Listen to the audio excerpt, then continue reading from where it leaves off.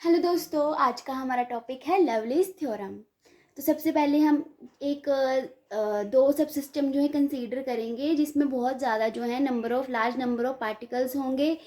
और ये जो हमारे पास एक सब सिस्टम है ये at T is equal to zero पे है और ये है T is equal to T time पे। तो इसमें जो है with the passage of time हमारे पास देखते हैं कि हमारे पास जो डिस्ट्रीब्यूशन फंक्शन है वो चेंज होता है कि नहीं होता है। तो अब देखते हैं, लवलीज थ्योरम ये बताती है आपके पास। तो सबसे पहले लिखा है यहाँ पे, consider a system with very large number of particles with two sub system. If we observe the number of particles at time T is equal to zero then distribution function will be rho P Q. लेकिन if we consider the number of particles of the sub system after very long time then again distribution function will remain constant with passage of time.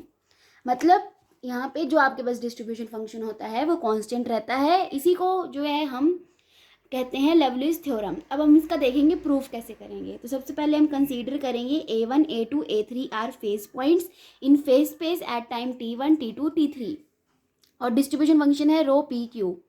If we observe these points at T1, T2, T3, then the density remains same. So these points can be considered as the steady flow of gas in a phase space of 2s dimension. यहाँ पे 2s dimension मतलब जैसे 1s होता है 3 position के होते हैं, 2s मतलब एक मिनट, हाँ ये मैंने लिखा है, these points can be considered as a steady flow of a gas in a phase space of 2s dimension. एक 1s होता है 3 पोजीशन के और 2s मतलब 3 मोमेंटम के, तो मतलब ये 6 डाइमर का होता है, 3 कोऑर्डिनेट्स होते हैं, 3 डायमेंशंस होते हैं, ठीक है, सॉरी 6 डाइमर होता है ये।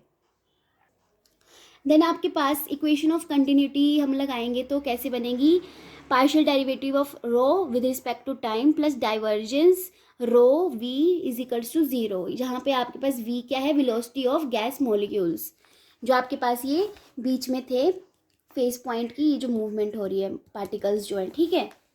अब जो हमारे पास अभी मैंने बताया आपको कि ये जो फ्लो है वो स्टडी फ्लो है, तो डाइवर्जेंस जो हो जाएगी आपके पास वो ज़ीरो हो जाएगी। तो for 2s dimension equation number 2 becomes, तो फॉर 2s डिमेंशन के लिए आपको जैसे पता है कि डाइवर्जेंस का जो हम कैसे लिखते हैं, डाइवर्जेंस को करली ऑफ करली एक्स प्लस करली ऑफ करली वाई करली ऑफ करली जेड ऐसे लिखते हैं। तो हमने इसमें जो है सिर्फ एक्स कॉम्पोनेंट लिया है, ठीक है। तो for 2s dimension equation number 2 जो हमारे पास समीशन में i is equals to 1 to 2s आएगा और करली बाय करली एक्स आई आपका जो है पोजीशन कोऑर्डिनेट है पोजीशन का, जो क्यू पोजीशन होती है, ठीक है। और ये रो वी आई है जो हमारा यहाँ पे था, इज इक्वल्स टू ज़ीरो हो जाएगा। Here the coordinate x i are the coordinates of position Q.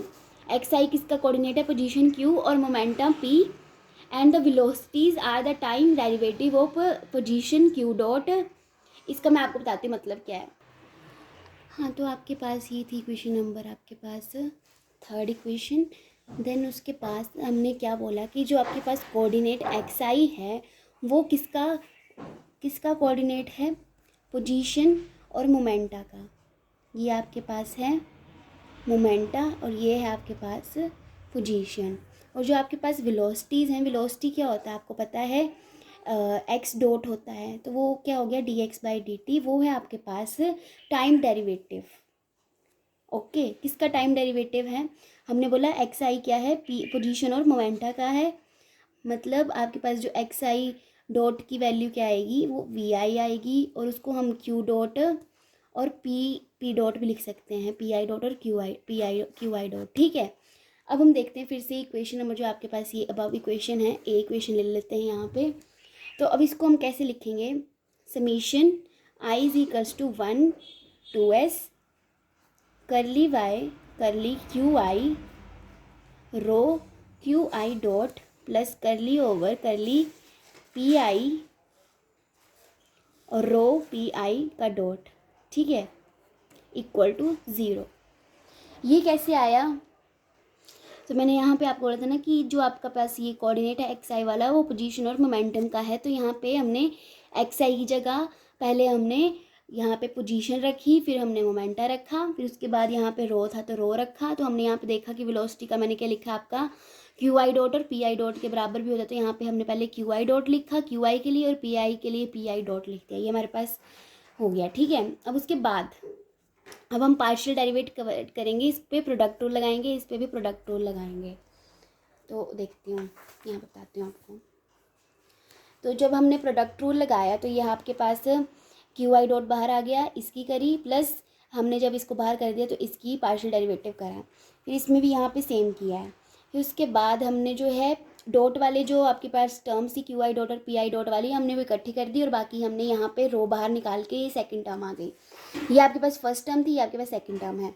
अब हम देखेंगे, आपको पता है हैमिल्टनियन इक्वेशन ऑफ मोशन पढ़ी है आपने क्लासिकल मैकेनिक्स में कि पी आई डॉट क्या होता है आपके पास minus curly H by curly Q I, और क्यू आई डॉट क्या होता है curly H over curly P I. इसको याद करने का मैंने अपना तरीका बताती हूँ कि यहाँ पे पी है तो पी मतलब पॉजिटिव, तो यहाँ पे नेगेटिव आ जाता है, अपोजिट हो जाता है और यहाँ पे कुछ भी नहीं होता है। ठीक है, यहाँ पे क्योंकि नेगेटिव नहीं है, एन नहीं है, तो ये मैं तो अपना मतलब अपना ही तरीका बता रही हूँ याद करने का आपको। तो हमारे पास जो सेकंड टर्म थी ये वाली, तो आप इसमें देख सकते हैं कि करली bye Q I dot upon Q I कैसे निकालेंगे। तो आपके पास जो है क्यू आई डॉट की वैल्यू है, तो यहाँ पे हम पुट कर देंगे करली एच ओवर करली पी आई। ठीक है, तो करली करली स्क्वेयर हो जाएगा। यहाँ पे जो है आपको पता है कि करली एच ओवर करली क्यू आई की वैल्यू क्या है माइनस पी आई डॉट, तो यहाँ पे पी आई डॉट लिख दिया और पी आई बन गया। अब आप देख सकते हैं यहाँ पे जो ये सेम टर्म बन रही लेकिन नेगेटिव की है, तो ये कैंसिल आउट होकर ज़ीरो हो जाएगी। So second term of equation number 3 becomes zero, और जो फर्स्ट टर्म थी total time derivative of distribution function, वो जो हो जाएगा आपका ज़ीरो के बराबर हो जाएगा। तो जो कि आपका टाइम डेरिवेटिव था डिस्ट्रीब्यूशन फंक्शन का, वो फर्स्ट टर्म के इक्वल करके हमने ज़ीरो कर दिया। तो इससे हमें पता लगा कि आपके पास जो डिस्ट्रीब्यूशन फंक्शन था वो कौन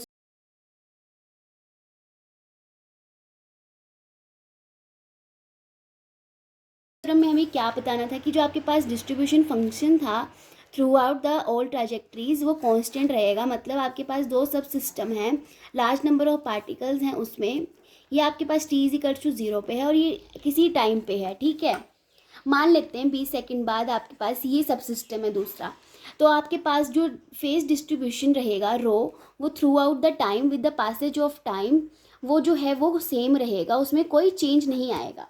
तो यही हमारे पास लेवलिस थ्योरम होती है, यह आपके पेपर के पॉइंट ऑफ व्यू से, और इसका रिजल्ट एग्जामिनेशन जो आपके पास नेट वगैरह के होते हैं उसमें काम आता है, लेकिन एग्ज़ाम में आप ये पूरा लिख के आएंगे।